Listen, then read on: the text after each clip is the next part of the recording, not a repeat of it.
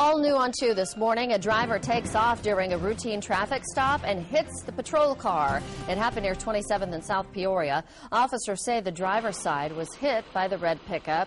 The side mirror moved during the collision and then hit the officer's arm. He wasn't injured.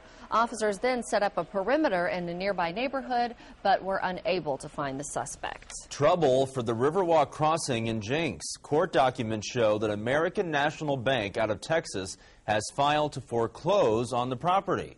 For now, a judge appointed Property Client Services based in Tulsa to manage the Riverwalk. We left messages for the Riverwalk's owner, but he didn't return our calls. Tulsa's city attorney says councilors do not have authority to issue budget amendments.